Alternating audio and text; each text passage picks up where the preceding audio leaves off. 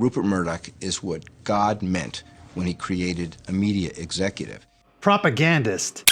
Rupert, I think, is mainly interested in power. You could almost say a megalomania. Kingmaker. His ability to frighten the police, his ability to frighten all sorts of people in the power elite. Puppet master. Extremely ruthless. Knew what he wanted, and nothing would stop him from getting what he wanted. The dirty digger. He controls the media for his own personal benefit. The bug-eyed monster. He has no friends outside his immediate family. Friends are a luxury Rupert Murdoch can't afford. Satan. Rupert Murdoch's been called a lot of things, but the devil doesn't come with horns and a red cape. He comes with newspapers, satellites, and a roster of blondes preaching fear between ads for gold coins and mobility scooters. He shaped elections, he bent prime ministers, and then a 13-year-old girl cracked his empire wide open. Adelaide, Australia, 1952. A 21-year-old Oxford dropout inherits his father's failing paper, The News. Its circulation is tanking, revenue is bleeding out, and competitors were circling like vultures. Most heirs, especially at that age, would cash out, buy a yacht, and party every night. But not Rupert Murdoch. He didn't see a dying newspaper, he saw dollar signs. He saw a weapon. A way to be the puppet master of public opinion. His father, Keith Murdoch, had been a respected journalist. He built the paper on truth and integrity. Well, truth and integrity didn't get passed on to his son because Rupert torched that legacy in months. He flipped the news into a tabloid monster. Sex scandals splashed across front pages, crooked officials named, shamed, and reshamed, and crime stories that read like thrillers. He didn't report the news so much as poison it. And it worked. Circulation doubled. Advertisers came back.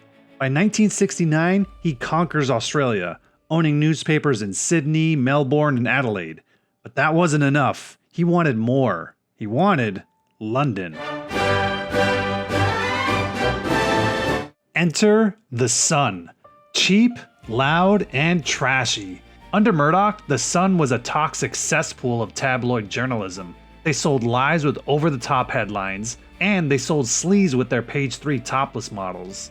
His wife at the time, Anna, begged him to drop the topless page 3 models, said it was degrading, bad for women, and bad for journalism. His wife, Anna, is always pushing him to end the topless girls in the page 3 of The Sun tabloid in London. Right. And he thinks about it, and he thinks, I remember once saying, we have to have a moral compass. But at the end of the day, we have to have a bottom line. That's Rupert Murdoch in one sentence.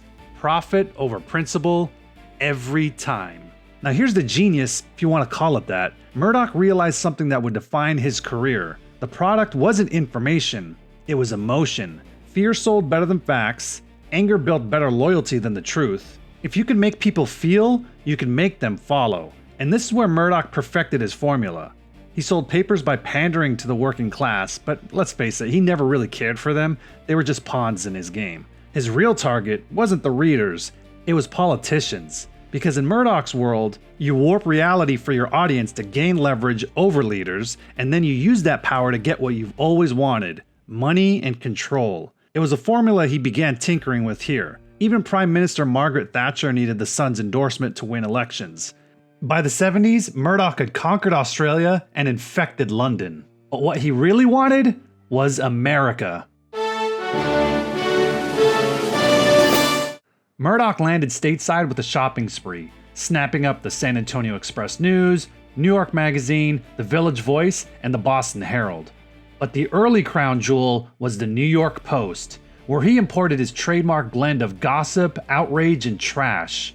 Then came the Chicago Sun-Times, and that acquisition sparked a full-on newsroom revolt. 4 top executives at the Sun-Times said they were resigning, including publisher James Ho. Syndicated columnist Mike Royko has taken a leave of absence. I would never work for a newspaper if the kind was out in New York, the kind was out in Boston, the kind was out in San Antonio. They're trash. That was Pulitzer Prize-winning columnist Mike Royko, who also called Murdoch the alien, a bug-eyed monster from outer space that extruded poisonous slime. Well, Royko was wrong about one thing, though. Murdoch didn't land from another world. but he did practically build one. Enter Fox News. And to seal the deal, he actually renounced his Australian citizenship and became a US citizen. Because in his world, influence always comes before loyalty. When Rupert gave up his Australian citizenship to take American citizenship, there was some criticism of him for doing that. But the business is based in America, its major market is in America, and he's chosen to live in America.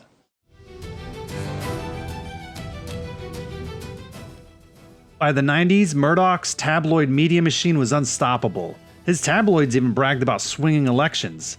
When conservative leader John Major won the '92 general election and became prime minister, which by the way was an upset that very few saw coming, Murdoch's son took full credit, splashing the front page with the victory lap headline, "It's the son what won it."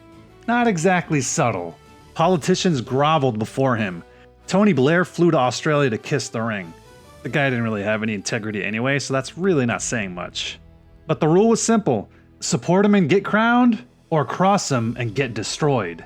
Morning editorial conferences connected newsrooms across 3 continents: New York, London, and Sydney. Same talking points, different accents. Murdoch had built the first truly global propaganda network, and he ruled it through random calls at all hours, barking orders at his staff. How can he keep his finger on the pulse of all of these various operations? By a mixture of telephone in which he will just call out of the blue, you never know when. No, he never goes to the theatre, hates the opera, concerts, even movies he's not that keen on, even the ones he's made. At the tabloid level, his reporters became hunters. News of the World, Britain's best-selling Sunday paper, specialized in destroying lives. Celebrity affairs, political scandals, royal family secrets. No target was too powerful, no story too invasive, and no source too questionable. The paper's motto, "All human life is here." Translation, "All human weakness is for sale." Behind closed doors, editors received their orders directly from Murdoch, like something out of Citizen Kane. Rupert wrote headlines, Rupert shaped stories, Rupert dictated the leads of stories. Rupert was everywhere. He controlled every headline, every editorial, every political endorsement across dozens of publications on 4 continents. His influence even reached pop culture. The Simpsons mocked him as the power-hungry boss behind the curtain, on his own network. My foolish capering destroyed more young minds than syphilis and pinball combined. Oh, how I loathe that box. That omnidirectional sludge pump droning and burping. Look here, that's enough now. I own 60% of that network. All right, break it up, boys. It's time for work detail. I suppose you don't like tabloid newspapers either. April 15th, 1989. Liverpool faces Nottingham Forest in an FA Cup semi-final at Hillsborough Stadium. Catastrophic overcrowding kills 97 people and injures hundreds more. 4 days later, Murdoch's son runs the headline, "The Truth." It wasn't. His paper falsely blamed fans for their own deaths, even accusing victims of robbing the dead. The real truth came out years later, but Murdoch's smear never left. Liverpool still boycotts his papers to this day. And it wasn't just Britain. Murdoch owned Star TV, a Hong Kong-based satellite network broadcasting across Asia, one of the first Western media ventures beaming into mainland China. When Chinese officials complained about BBC World News coverage of the Tiananmen Square protest, Murdoch didn't defend free press. He pulled the BBC off the air to keep Beijing happy. Yeah, so much for free speech and fighting communism. Because when it hits his bottom line, principles are negotiable. Murdoch's influence also helped sell wars. In 2003, his entire media empire backed the invasion of Iraq, which, fittingly, was built on a lie. A perfect match for a guy like Murdoch. And here he is talking about the war and his influence. Have you shaped that agenda at all in terms of perceptions of the war, in terms of how the war is viewed? No, I didn't think so. I mean, we've tried. Tried in what way? Well, we basically supported our papers and television. I would say supported the Bush policy. Right. in the Middle East. And why not? War was great for ratings and oil prices. He even bragged later that the invasion's greatest benefit was $20 a barrel oil. Because to Rupert Murdoch, 1 million dead wasn't a tragedy. It was just good business. August 2006. Two men in handcuffs walk into a London police station. Clive Goodman, royal correspondent at News of the World. Glenn Mulcair, private investigator on the payroll. The charge? Illegally hacking into royal voicemails. They were eventually convicted, which sent shockwaves through Fleet Street. Murdoch's team denied everything. Just a rogue reporter problem, they said. Two bad apples. Case closed. Yeah, not really. Initially, this was seen as another sordid little journalism scandal of some journalists who had gone too far with private investigators. And what we thought was a relatively limited scandal turns out to have been a pervasive, systematic abuse of journalistic power. Investigators seized Mulcair's notebooks, which included an extensive list of names, politicians, celebrities, crime victims, families of dead soldiers. The cover-up began immediately. Murdoch hired the most expensive law firms in London. They destroyed evidence, paid massive settlements to victims, and deployed an army of private investigators to silence whistleblowers. The message was clear: challenge us and we'll destroy you. Murdoch's lawyers attacked anyone who asked uncomfortable questions. Prime ministers stayed silent, police investigations mysteriously stalled. For 5 years, the truth stayed buried under legal threats and hush money payouts. But one newspaper refused to let the story die: The Guardian. Murdoch's liberal nemesis kept digging and kept asking questions. And soon, they would publish the story that changed everything. March 21st, 2002. Millie Dowler, 13 years old, she vanished on her way home from school. Her disappearance dominated headlines, and for Murdoch's News of the World, that meant opportunity. Every tabloid in Britain was chasing the story, so his reporters did what had quietly become routine inside Murdoch's empire. They broke the law to feed the machine. They hacked into Millie's voicemail, listened to her private messages, and when the inbox filled, they deleted the old ones, just to keep the story alive. That single act gave her parents false hope that their daughter was still out there, still checking in. But sadly, her body was found in September of that year. July 4th, 2011. 9 years after the death of Millie Dowler, The Guardian revealed the truth, and Britain erupted. Murdoch's journalists hadn't just invaded privacy, they interfered with a murder investigation and tortured a grieving family. Within 48 hours, advertisers fled, and News of the World lost millions in revenue. So how did Rupert Murdoch respond? After 168 years, News of the World ran its final front page. Thank you and goodbye. But shutting down the paper wasn't enough. The scandal was spreading like wildfire across his global operations. Do you walk this fast all the time? I knew it, I'm running away from you guys. But Murdoch can't run away from the reality that his global empire has been exposed to rot so deep, so shocking, that despite its 168-year history, he is quickly shutting down the News of the World for good. It is perfectly clear that the News of the World, as owned and managed by Rupert Murdoch, was a criminal organization. July 19th, 2011. Rupert Murdoch sat before a British parliamentary committee. Not invited, summoned. He was about to get grilled by the politicians he'd spent decades manipulating. And he opened with a rehearsed line. I would just like to say one sentence. This is the most humble day of my life. Okay, thank you. Translation? Oops, I got caught. His lawyers had coached him well.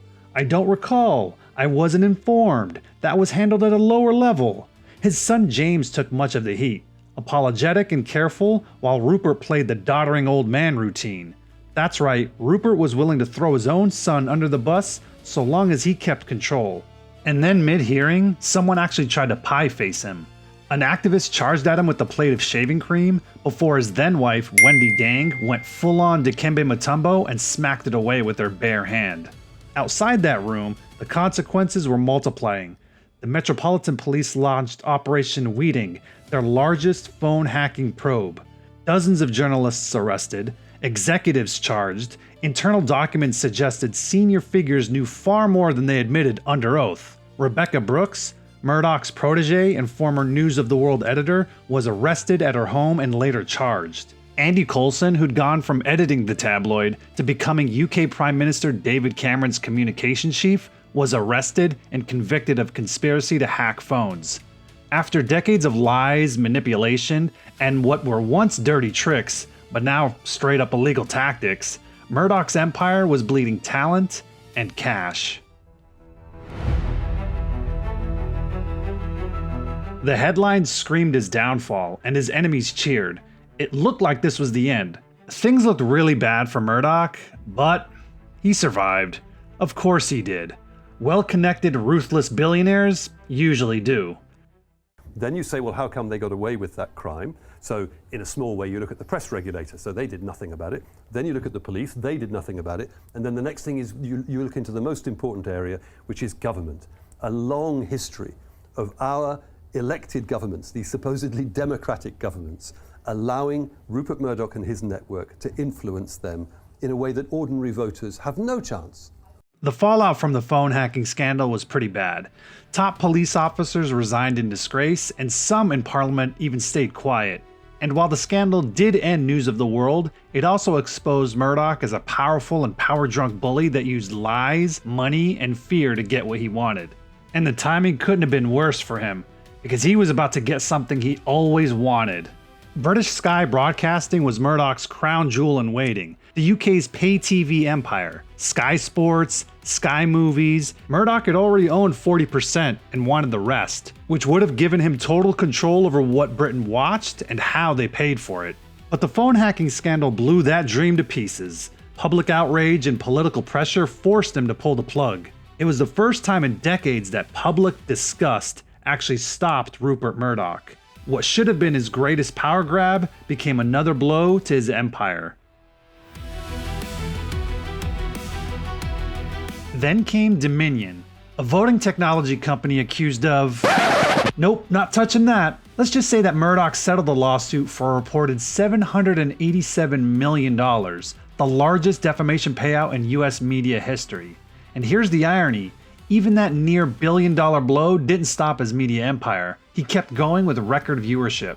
But Murdoch wasn't just fighting lawsuits, he was fighting against irrelevance. You see, Murdoch is the very definition of legacy media. Newspapers and cable TV all centrally controlled from the top. And if you follow what's going on in the media, you know that the legacy media is fading. New competition in the form of online independent media voices have come to challenge his empire. The man who once defined outrage in media now had to compete with the new generation doing the same thing online, only louder, faster, and without the corporate puppet strings. At 94 years old, which by the way adds to the fact that the good die young, Murdoch still has immense power and influence at the time of this recording. But the poison he's been injecting into the world for 7 decades didn't stop at politics, it reached his own family. HBO's hit show Succession was heavily influenced by the Murdoch family. 4 children, 4 rivals. Lachlan, the loyal heir, James the exile, Elizabeth sidelined, and Prudence, the eldest sister who learned early that silence was survival. And then, as Rupert's health declined, came his final betrayal, codenamed Project Family Harmony. Yeah, really Harmony. It sounded nice. It wasn't. Rupert secretly rewrote the family trust to give Lachlan full control after his death, cutting out James and his sisters almost entirely. By the way, the same son that took the fall for Murdoch's hacking scandal. You see, over the years, James had become disillusioned and more critical of the direction of the family business. He tried to pull the media empire towards something resembling integrity. He once said, "If lying to your audience is how you juice the ratings, a good culture wouldn't do that. Honesty, integrity, yeah." Rupert wasn't having any of that. So during a deposition, James sat across the table from his father, ready to be grilled by Rupert's own lawyer. Rupert's lawyer sneered, Have you ever done anything successful on your own? Why didn't you call your father on his 90th birthday? And then, the lawyer even called James and his sisters white, privileged, multi-billionaire trust fund babies. I mean, yeah, sure, that's all true, but ouch, from your own dad's lawyer? Except, it wasn't from his lawyer. It was worse. Just like how he controlled his writers, editors, and anchors, Rupert himself was sitting in the corner, head down, secretly texting his lawyer during the session, feeding the attacks in real time. And when it ended, Rupert got up and left the room without saying a word to his son. But that's how life built on greed, lies, and poison infects your family. It was a Succession scene in real life. In the end, he crowned Lachlan to take the throne. No surprise, he's the son most like him, willing to double down on his father's poisonous formula and profit from it. The Great Divider didn't just split people, he split his own family. Because empires don't collapse overnight. It's usually a slow, quiet decay. And now the man who sold sleaze and fear to billions waits for the one headline he can't control: his own obituary.